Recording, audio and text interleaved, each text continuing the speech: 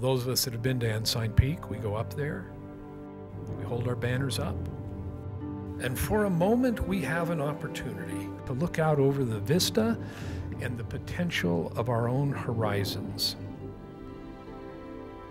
And hopefully when we have come down from that peak, that mountain, that domed rock that Joseph saw,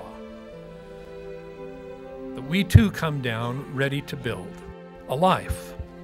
I have learned that in life it's not what you have, but what you give to the world and to those around you. A character. This college has given me so much. Why wouldn't I want to enhance someone else's college experience?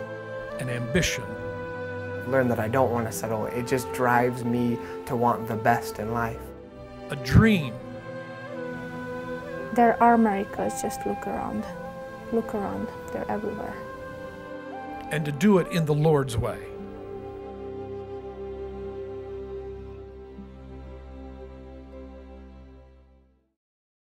We talk about the event that happened there, about Brigham Young, who saw that dome-shaped mountain in a vision in Nauvoo.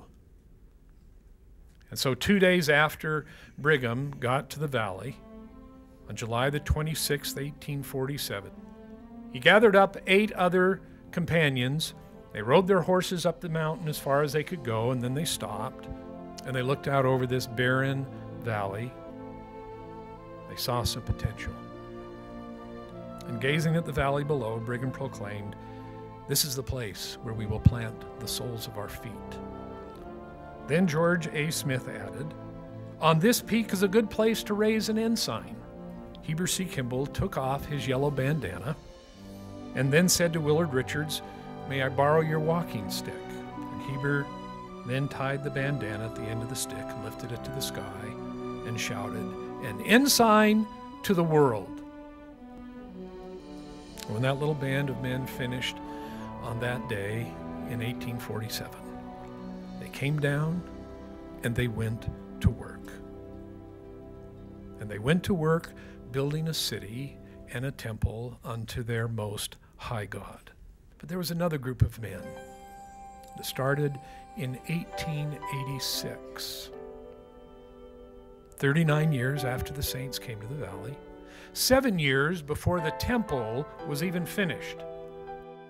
They gathered, they conceived, and they opened LDS Business College.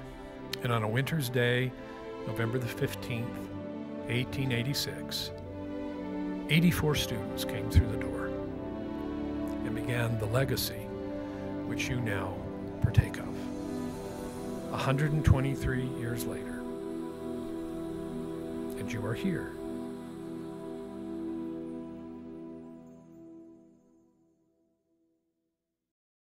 Life was difficult when Mother died. I was only 5 years old at the time, one of 15 children. With very modest means, Father raised our family without assistance. I grew up, went to school, and graduated from West High School in Salt Lake City in 1935. I had a keen desire to improve my life, so I entered LDS Business College and learned stenography. My skills soon earned recognitions and then awards. Eventually, I was given a scholarship to the college. This enabled me to finish the program. I was then employed in the Salt Lake City and 3rd District courts until I was appointed the court reporter of a local judge. This position gave me a respectable salary, as well as opportunities for more income doing transcriptions.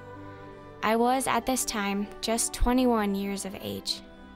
My earnings were a great assistance to my family, and 2 of my brothers, who also chose to attend the college, earned degrees and were employed with good salaries. The college proved to be a wonderful blessing in our lives. As I read about Miriam's experience and her life back in 1935, there are many things that I can relate to her and how it opens my eyes to how the Lord and our Father work. Growing up, I lived in Washington State on the eastern side, and we lived on a small family farm. And coming to college, just like her, my family did not have the means to support me through my school years.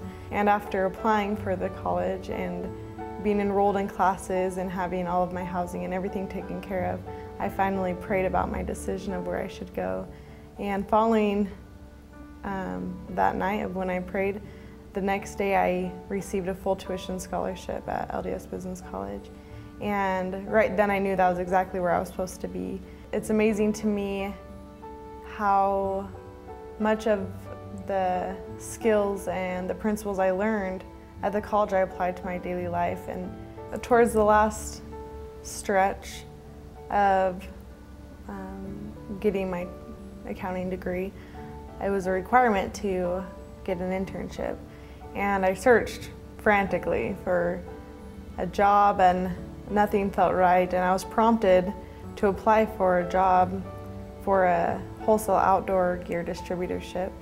And in bold letters above the title, just right across it said, 2 years accounting experience with a 4-year degree required. And having only 1 year accounting experience and a 2-year degree, I quickly applied. And after 3 interviews, I was given the job amongst a pool of 56 applicants. And the owner came to me and told me that what most impressed him was my choice of educational institution, as well as my agricultural background. He knew that farmers, they are hardworking, and he said he wouldn't have to worry about me pulling my own weight in the workplace. It is now 6 months later, and I am a full-time employee with full benefits and great pay. If it weren't for my teachers at the college for giving me what they had and giving me more than just an education of friendship and a love, I would not be here today. I can't admit to being successful in this job and career path that I am in now without acknowledging the hand that has been in my life this whole way.